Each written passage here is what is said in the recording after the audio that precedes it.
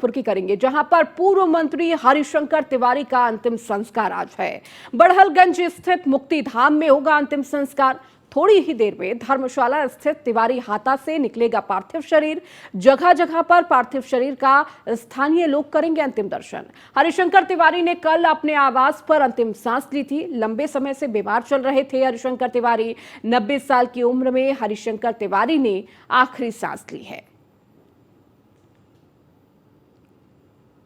तो हरिशंकर तिवारी का अपना ही एक व्यक्तित्व, एक वर्चस्व था। लगातार 22 सालों से विधायक रहे थे। चिल्लूपार से 22 साल विधायक रहने वाले पहले ऐसे मंत्री और 6 बार अलग अलग सरकारों में मंत्री भी रहे हरिशंकर तिवारी। तो किस तरह से एक वर्चस्व पूर्वांचल में इनका रहा। तो पहली बार 1985 में जेल से चुनाव लड़े थे। तो जेल से चुनाव जीतने वाले पहले विधायक बने थे।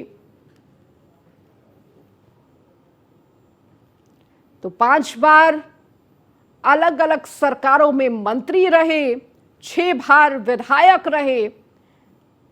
तो पूर्व मंत्री हरिशंकर तिवारी का अंतिम संस्कार आज है। बड़हलगंज स्थित मुक्ति धाम में यह अंतिम संस्कार होगा। तो थोड़ी ही देर में धर्मशाला स्थित तिवारी हाता से निकलेगा पार्थिव शरीर, जहां उनका घर था।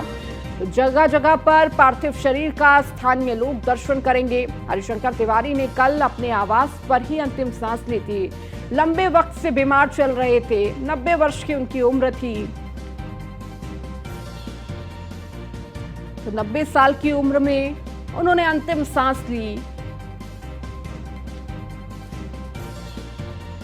तो गोरखपुर के चिल्लूपार में हुआ था हरिशंकर का जन्म। कई बार कैबिनेट भी रह चुके हैं हरिशंकर तिवारी। पूर्वांचल के बाहुबली नेता रहे हैं।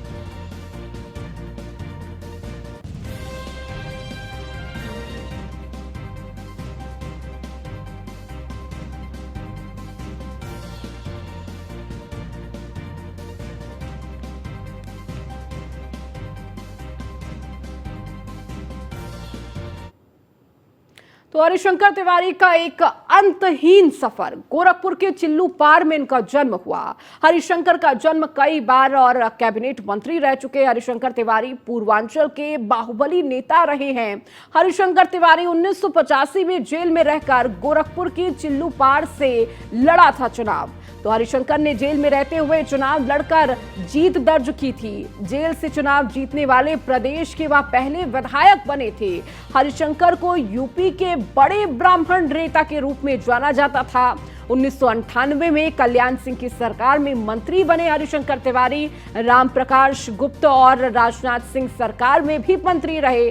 मायावती और मुलायम सिंह यादव की सरकार में भी रहे मंत्री। एक जमाने में ब्राह्मणों की राजनीति के धूरी थे हरिशंकर तिवारी। हरिशंकर तिवारी की विरासत संभाल रहे उनके 2 बेटे। तो बड़े बेटे भीष्म शंकर तिवारी खलीलाबाद सांसद रह चुके हैं। तो छोटे बेटे विनय शंकर तिवारी चिल्लूपार से विधायक रह चुके हैं। तो आपको बता रहे हैं हरिशंकर तिवारी का एक अंतहीन सफर, किस तरह से पहली बार निर्दलीय चुनाव लड़े थे, जेल में रहकर ये चुनाव लड़े थे और जीत भी हासिल की थी। तो पहले ऐसे विधायक थे जो जेल में रहकर चुनाव लड़े थे और पूर्वांचल में एक अच्छी पैठ रखते थे, ब्राह्मणों में एक अच्छी पैठ रखते थे।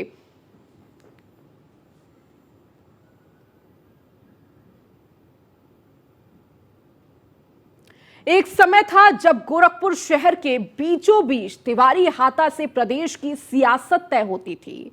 जिस हरिशंकर तिवारी के हाथा से प्रदेश की सियासत तय होती थी वो दुनिया से अलविदा हो चुका है।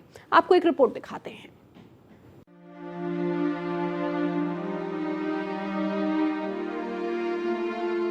पूर्वांचल के पहले बाहुबली नेता के रूप में विख्यात हरिशंकर तिवारी अब इस दुनिया में नहीं रहे। उन्होंने अपनी कर्मभूमि गोरखपुर में ही अंतिम सांस ली। हरिशंकर तिवारी यूपी के पहले ऐसे माफिया डॉन थे जो माननीय बने। उनके कद का इसी से अंदाजा लगाया जा सकता है कि एमएलए बनने के बाद सरकार किसी भी पार्टी की रही हो, मंत्री वो जरूर बनते थे। बीजेपी, सपा, बसपा सभी ने अपनी सरकार में हरिशंकर तिवारी को मंत्री बनाया। हरिशंकर तिवारी का जन्म चिल्लूपार में हुआ था। उन्होंने पहली बार 1985 में जेल में रहकर गोरखपुर की चिल्लूपार सीट से निर्दलीय चुनाव लड़ा। हरिशंकर तिवारी ने जेल में रहते हुए चुनाव लड़कर जीत दर्ज की थी। जेल से जीतने वाले प्रदेश के वो पहले विधायक बने। हरिशंकर तिवारी को यूपी के बड़े ब्राह्मण नेता के रूप में जाना जाता था। 1998 में हरिशंकर तिवारी कल्याण सिंह की सरकार में मंत्री बने।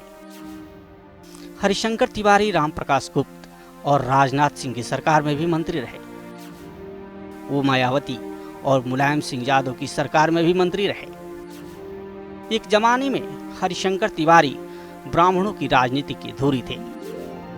हरिशंकर तिवारी की विरासत उनके 2 बेटे संभाल रहे हैं। बड़े बेटे भीष्म शंकर तिवारी खलीलाबाद से सांसद रह चुके हैं, जबकि छोटे बेटे विनय शंकर तिवारी चिल्लूपार से विधायक रह चुके हैं। हरिशंकर तिवारी ने 1984 से 2007 तक चिल्लूपार से विधायक रहे। अब चिल्लूपार सीट से उनके छोटे बेटे विनय शंकर तिवारी चुनाव लड़ते हैं। पिता के निधन पर विनय शंकर तिवारी बेहद दुखी हैं। हरिशंकर तिवारी के निधन से यूपी की सियासत में शोक की लहर है। सभी नेता हरिशंकर तिवारी को श्रद्धांजलि देने के लिए पहुंच रहे हैं और उनके निधन पर शोक जता रहे हैं। उत्तर प्रदेश के पूर्व कैबिनेट मंत्री रहे और लगातार कई बार विधायक रहे। स्वर्गीय हरिशंकर तिवारी का जो आकस्मिक निधन हुआ है वो बहुत ही दुखद है और सार्वजनिक जीवन में उन्होंने एक लंबी लकीर खींची और उसके लिए हमेशा वो याद किए जाएंगे। उनके निधन पर हम हार्दिक संवेदना व्यक्त करते हैं और ईश्वर से प्रार्थना करते हैं उनके आत्मा को शांति प्रदान करें। बहुत युवाओं के प्रेरणा स्रोत रहे। आज भी इस उम्र में भी युवा उनका नाम लेते थे और उनके इस निधन से सुन के मुझे बहुत दुख हुआ। आज मैं यहाँ पे आई, उन्हें पुष्पांजलि अर्पित की, उनके परिवार से मिलकर मैंने संवेदना व्यक्त की। ईश्वर परिवार को सहने की शक्ति दे, प्रभु अपने श्री चरणों में उन्हें स्थान। बहुत दुख का क्षण है। पूर्वांचल की बहुत बड़ी क्षति है। बहुत सारे नौजवानों की आशा के केंद्र थे।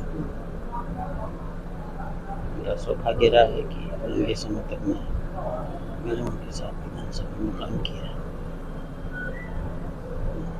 वास्तव में किसी विधायक की लोकप्रियता सदन में क्या होती है मैंने अपनी आंखों से देखा।